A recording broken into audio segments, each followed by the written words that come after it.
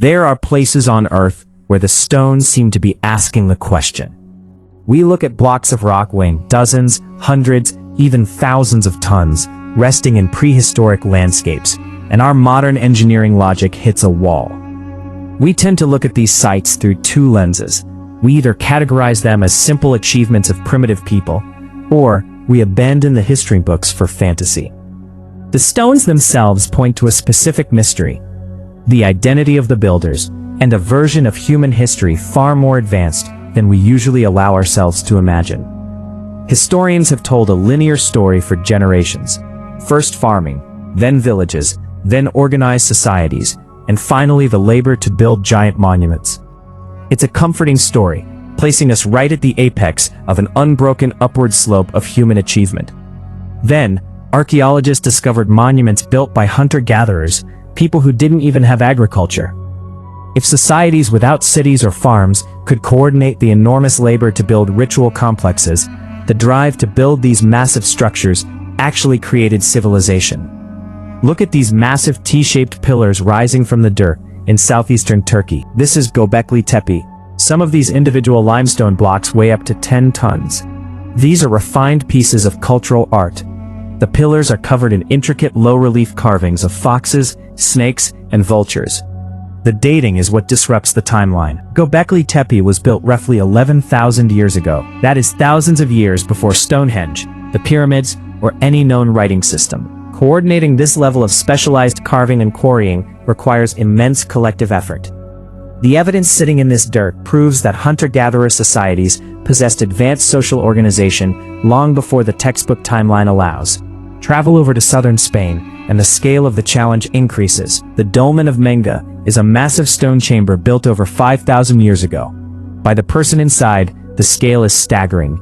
Some of the foundational blocks used here weigh around 150 tons. Most ancient megaliths of this size align with events in the sky, the path of the sun or the phases of the moon. Menga does something different. Its entrance is locked onto a target on the ground. The structure was deliberately oriented to face Peña de los Enamorados. It's a distinct mountain in the distance, and its profile resembles a human face looking up at the sky. Aligning a tomb with a distant mountain requires planning beyond physical labor. It demands an aesthetic vision and an understanding of geography as sacred space. This architectural dialogue with nature suggests a level of abstract planning we usually deny to ancient people. If you want to see pure ambition, you look to the ruins of Baalbek in Lebanon. Above ground, the site is dominated by the grandeur of the Roman Temple of Jupiter and its towering columns. But the real puzzle is resting in a nearby quarry. This is a single, deliberately prepared block. Based on its dimensions, engineers estimate its weight at around 1,650 tons. Moving a single piece of rock, heavier than a modern naval vessel, carries enormous logistical risk. They could have used smaller, more practical blocks to build their foundations. Behind that 1,650-ton stone is a chain of human decisions. Someone organized the massive workforce and believed the risk was worth it. The scale of that decision-making rivals our own modern engineering projects.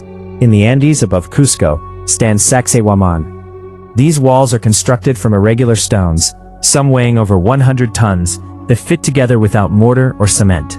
Every block is shaped to interlock with the stones around it. This layout acts like a dynamic system. During seismic events, the irregular joints allow the stones to flex and absorb energy without breaking apart. The region is notorious for devastating earthquakes. While newer colonial buildings have collapsed into the streets, these ancient mortarless walls ride out the tremors. The builders observed which structures stood and which fell. They experimented with joints that could move.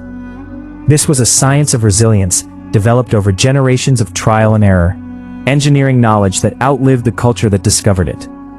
This graph illustrates a different human timeline, a fragile cycle. Civilizations rise, develop remarkable skills, and fall. A massive stone survives millennia, but the complex instructions and human networks required to build with them simply dissolve into dust.